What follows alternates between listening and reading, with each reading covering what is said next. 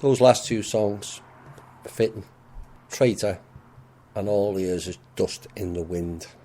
I don't think anyone who knows the real truth of No Name would disagree with that. The ones who like to lie, carry on living in your world of illusion. Right, where do we start with let's start with the IMF. Now, the IMF have started, in some cases anyway, in other cases the threats are ongoing, but they started pulling out of countries, and that's a big sign of their defeat in threatening countries, threatening leaders, and also threatening banks and central banks.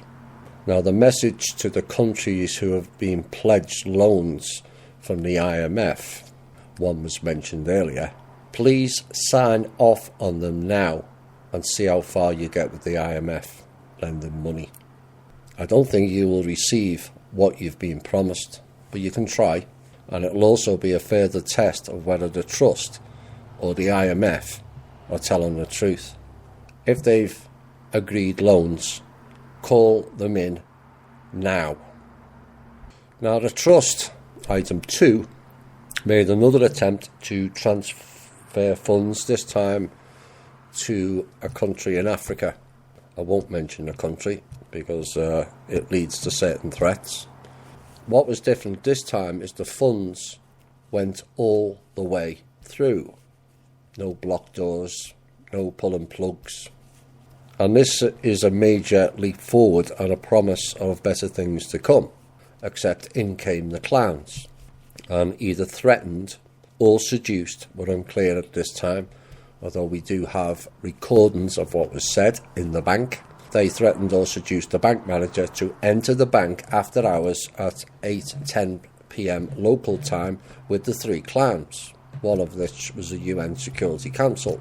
And they decided between them to try and steal the funds and share it amongst each other. Now, the 3 who entered were all promised all of the stolen funds if they could take them, as the goal was to stop the trust and create more doubt in those who are currently looking at the trust with real intent. Now, the gist of it all is the whole thing was recorded, and the stupid bank manager not only used his own code to enter the bank that identified himself, but also used the bank email to notify there were no funds in the account at around 8:15 local time. When everyone else had already seen them there. So he confirmed he was the culprit. You know, these people are just beyond stupid. It'll be a common theme tonight. Anyway, that theft was stopped, and all the funds were then left in the account for all to see.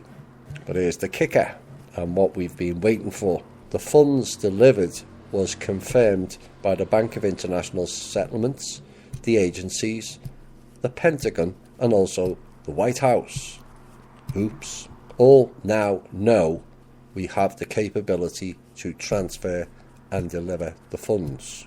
What unfolds next will be fun and games, and it has, hence the threats to myself, Kim, and the team this week.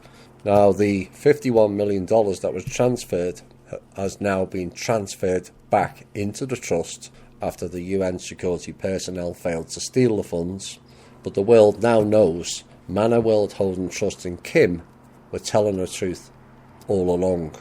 We are expecting a whole heap of inquiries now, and we have, and we should start to move funds in the near future.